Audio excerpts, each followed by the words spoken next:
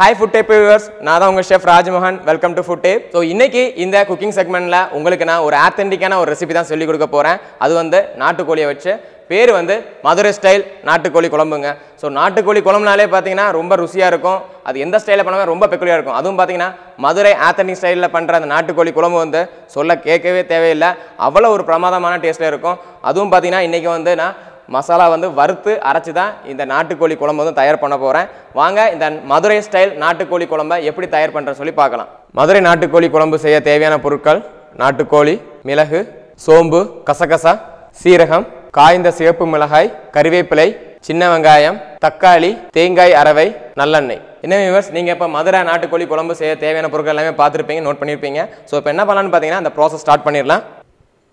So first இந்த நாட்டுக்கோழி குழம்புக்கு ஒரு மசாலா வறுத்தரை செய்ய போகிறேன். ஸோ அந்த மசாலா பவுடருக்கு தான் இப்போ ரெடி பண்ண போகிறோம் இப்போ நம்ம. ஸோ ஏன்ட்ட வந்து என்னெல்லாம் தயாராக இருக்குன்னு பார்த்தீங்கன்னா சோம்பு இருக்குது, கசகசா, சீரகம், அதேமாதிரி வரமிளகா இருக்குது, அதேமாதிரி மிளகு. ஸோ இது எல்லாமே பார்த்தீங்கன்னா நம்ம வந்து ஒரு ப்ரொபோர்ஷனில் போட்டு ஃப்ரை பண்ணி என்ன பண்ண போகிறோம்னா ஃபைன் பவுடர் ஆக்கி தான் இந்த மதுரை ஸ்டைல் நாட்டுக்கோழி குழம்பு தயார் பண்ண போகிறோம். இப்போ நம்முடைய பேன் வந்து சூடாயிடுச்சு. இந்த சூடான பேனில் 1 ஸ்பூன் அளவு மிளகு சேர்க்குறேன், 1 ஸ்பூன் அளவு சோம்பு, 2 டீஸ்பூன் அளவு சீரகம், 1 டீஸ்பூன் அளவு கசகசா, காரத்துக்கு தேவையான அளவு வரமிளகா, ஒரு 10 வரமிளகா வந்து சேர்க்குறேன். ஸோ இது எல்லாமே வந்து ஜஸ்ட்டு ஃப்ரை பண்ணுங்கள். ஸோ ஜஸ்ட்டு தான் ஃப்ரை ஆகணும், ரொம்ப ஃப்ரை பண்ணி கலரை வந்து சேஞ்ச் பண்ண வேண்டாம். ஸோ ஓகே, நம்ம சேர்த்த ஸ்பைசஸ் எல்லாமே வந்து ஃப்ரை ஆகிடுச்சு. இது இப்போ நம்ம வந்து ஒரு ஃபைன் பவுடர் ஆகணும் நம்ம.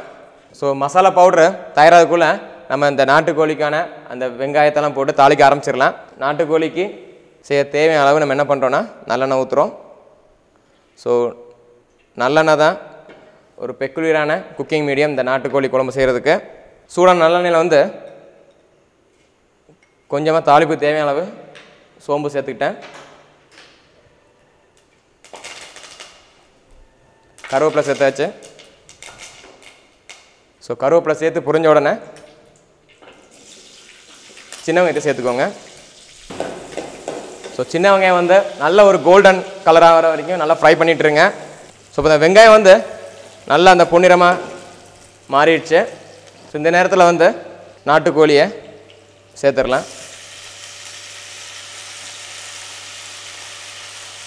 ஸோ இப்போ நம்ம வந்து நாட்டுக்கோழியில் சேர்த்துட்டோம். ஸோ நாட்டுக்கோழியை வந்து நல்லா ஃப்ரை பண்ணணும்.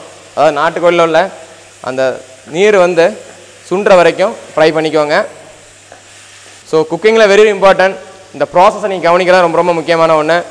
வழக்கமாக நம்ம எல்லாருமே காமனான மசாலா தான் சேர்க்க போகிறோம். நீங்கள் என்ன பண்ணுறீங்களோ அதான் பண்ணுறோம். பட் ஒருவருக்கும் எப்படி இந்த குக்கிங் டிஃப்ரெண்ட் ஆகுதுன்னு பார்த்தீங்கன்னா எந்த டைமில் எந்த இன்க்ரீடியன்ட் சேர்க்குறாங்க, அதே மாதிரி எப்படி வந்து இந்த குக்கிங்கை வந்து கோத்ரூ பண்ணி கொண்டு போகிறாங்க, அதுதான் ரொம்ப ரொம்ப முக்கியமான ஒன்று. இதில் வந்து நீங்கள் கவனிக்க வேண்டிய ஒன்று என்ன பார்த்தீங்கன்னா, நான் வெங்காயம் சேர்த்த உடனே இமீடியட்டாக என்ன பண்ணிட்டேன்னா நாட்டுக்கோழி சேர்த்து அது நல்லா ஃப்ரை பண்ணிகிட்டு இருக்கேன். நம்ம தேவையான அளவு உப்பு சேர்த்துக்கலாம். ஸோ கல் உப்பு இருந்தால் நீங்கள் அது கூட சேர்த்துக்கலாம், ரொம்ப பெஸ்ட்டாக இருக்கும். மிக்ஸ் பண்ணி விடுங்க. ஃபைன். இந்த நாட்டுக்கோழி வந்து நல்லா மிக்ஸ் ஆகிடுச்சு. மதுரை நாட்டுக்கோழி குழம்புடைய அந்த ஸ்பெஷல் மசாலா வந்து தயாராகிடுச்சு. நீங்கள் இப்போ பார்க்கலாம். ஸோ இந்த மசாலா நீங்கள் பார்க்கலாம் எவ்வளோ ஒரு பியூட்டிஃபுல்லாக ஒரு எம்மியான கலரில் வந்திருக்கு. அதே மாதிரி நல்ல ஒரு காரத்தை நம்ம தெரியுது. அதேமாதிரி பார்த்திங்கன்னா நம்ம போட்ட அந்த ஸ்பைசஸோடைய அந்த வாசனை வந்து ரொம்ப தூக்கலாக இருக்குது. கலரை பார்க்கலாம் உங்களுக்கே தெரியுது இல்லைங்களா, அந்த ஸ்பைசினஸோடைய கலர் தெரியுது. அதே மாதிரி பார்த்திங்கன்னா நம்ம போட்ட அந்த மசாலா எல்லாமே வந்து ஃபைனாக பிளண்ட் ஆகி நல்ல ஒரு சூப்பரான ஒரு ஃபைன் பேஸ்ட்டாக நம்மளுடைய இந்த மதுரை ஸ்டைல் அந்த ஸ்பெஷல் மசாலா நாட்டுக்கோழி குழம்புடைய மசாலா நம்மளுக்கு ரெடியாக இருக்குது. ஸோ இப்போ அந்த ஃப்ரை ஆகிட்டு இருக்கிற நாட்டுக்கோழியில் வந்து இந்த அரைச்சி வச்சுக்கிற மசாலா நம்ம சேர்த்துடலாம்.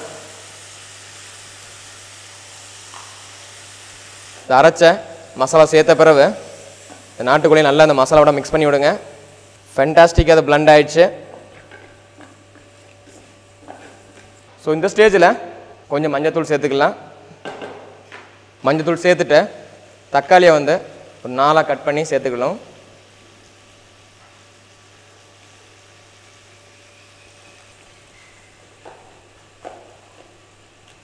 ஸோ நீங்கள் இப்போ நீங்கள் வீடியோ பார்த்துருக்கும் போது தெரியும் இந்த நாட்டுக்கோழி வந்து எவ்வளோ சூப்பராக நம்ம அரைச்ச அந்த மசாலாவோட பிளண்ட் ஆகிருக்குதுன்னு. ஸோ என்டையர் கிச்சனுமே வந்து இந்த வறுத்தரைச்ச மசாலாவுடைய ஃப்ளேவரில் வந்து என்ரிச்சாக இருக்குது. ஸோ நல்லா மிக்ஸ் பண்ணி விட்டுக்கோங்க. நல்லா மிக்ஸ் பண்ணி விட்டுட்டு இந்த எண்ணெய் வந்து இந்த மசாலா வந்து புரிகிற ஸ்டேஜ் ஆகிடுச்சு. இப்போ நீங்கள் பார்க்கும்போது தெரியும் சைடில் ஃபுல்லும் இந்த எண்ணெய் வந்து நல்லா இந்த பிரிய ஆரம்பிச்சிருச்சு. ஸோ இதுதான் ரைட்டான ஸ்டேஜ். என்ன பண்ணலான்னு பார்த்தீங்கன்னா இந்த நாட்டுக்கோழி வேகிற அளவு தண்ணி நம்ம சேர்த்து இனி ஃபர்தராக வேக விடணும். இதை மிக்ஸ் பண்ணி விடுங்க. இப்போ ஊற்றின தண்ணி நல்லா கொதிச்சிச்சு. அதுவும் நம்மளுடைய இந்த நாட்டுக்கோழி வந்து 3/4 வெந்து அந்த எசன்ஸ் நல்லாவே இறங்கிடுச்சு. ஸோ இந்த ஸ்டேஜ் தான் பெர்ஃபெக்டான ஸ்டேஜ். அதாவது பார்த்தீங்கன்னா இந்த நாட்டுக்கோழி வந்து ஒரு 3/4 வெந்த பிறகு நீங்கள் இந்த குழம்புடைய பதம் கிடைக்கிற தேவையான அளவு என்ன பண்ணலான்னு பார்த்தீங்கன்னா அரைச்ச தேங்காய் வந்து சேர்க்கலாம். ஸோ அது ஒரு 1.5 ஸ்பூன் அளவு சேர்த்துக்கோங்க. தேங்காய் அரவை சேர்த்த பிறகு நீங்கள் பார்க்கலாம். ஸோ நல்ல ஒரு டெக்ஸ்சர் கன்சிஸ்டன்சி கிடச்சிருச்சு. இந்த கலர் ஸ்லைட்டாக அந்த தேங்காவுடைய கலருக்கு வந்திருக்கு. இந்த நாட்டுக்கோழி குழம்பை வந்து நம்ம சிம்மில் வச்சு தான் ஃபர்தராக குக் பண்ணணும். ஸோ இன்னும் ஒரு 15 மினிட்ஸில் வெயிட் பண்ணிவிட்டு அடுத்து நம்ம எப்படி ஃபினிஷ் பண்ணுறான்னு சொல்லி பார்க்கலாம்.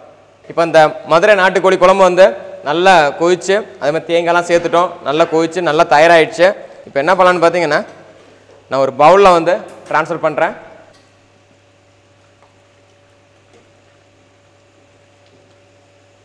மதுரை நாட்டுக்கோழி குழம்பு வந்து ரெடி ஆயிடுச்சு. ஸோ நீங்கள் பார்த்துட்டு இருக்கலாம் எவ்வளோ ஒரு யம்மியாக இருக்குது பாருங்கள். பியூட்டிஃபுல்லான கலர். வாவ் செமங்க. அந்த மசாலா தான் பார்த்தீங்கன்னா இந்த மதுரைக்கான அந்த டேஸ்ட் தருது, இந்த குழம்புக்கான டேஸ்ட் தருது. ஸோ மதுரை ஸ்டைல் ஆனால் அந்த ஸ்பெஷல் மசாலா பவுடர் எப்படின்னு சொல்லி நீங்கள் பார்த்துருப்பீங்க. என்ன ஃபுட் டைப் வியூவர்ஸ், இன்றைக்கி வந்து நம்மளுடைய இந்த மதுரை நாட்டுக்கோழி குழம்பு ரெசிபியை வந்து நீங்கள் பார்த்துருப்பீங்க. ரொம்ப என்ஜாய் பண்ணியிருப்பீங்க என்ன மாதிரியே. ஸோ இதே மாதிரியான நிறைய ரெசிபிஸ் வந்து நம்மளுடைய ஃபுட் டைப் சேனலில் இருக்குது. இன்னும் நிறைய ரெசிபிஸ் வந்து உங்களுக்காக நான் வந்து சமைக்க போகிறேன்.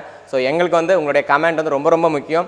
ஸோ எங்கள் சேனலை வந்து கண்டிப்பாக நீங்கள் சப்ஸ்கிரைப் பண்ணுங்கள். நிறைய இன்ட்ரெஸ்டிங் ரெசிபிஸ் உங்களை வந்து கண்டிப்பாக சூப்பரான எம்மியான டிஷ்ஷஸ் வந்து செய்ய தோண்டும். அதே மாதிரி எங்கள் சேனலை லைக் பண்ணுங்கள், ஷேர் பண்ணுங்கள். அடுத்த ஃபுட் டைப் செக்மெண்ட்டில் ஒரு சூப்பரான ஒரு நாட்டுக்கோழி குழம்பு மாதிரி ஒரு எக்ஸலண்டான ரெசிபியோட வந்து மீட் பண்ணுறேன். அதே சைன் ஆஃப் பண்ணுறது உங்களோட ஷெஃப் ராஜ்மோகன்.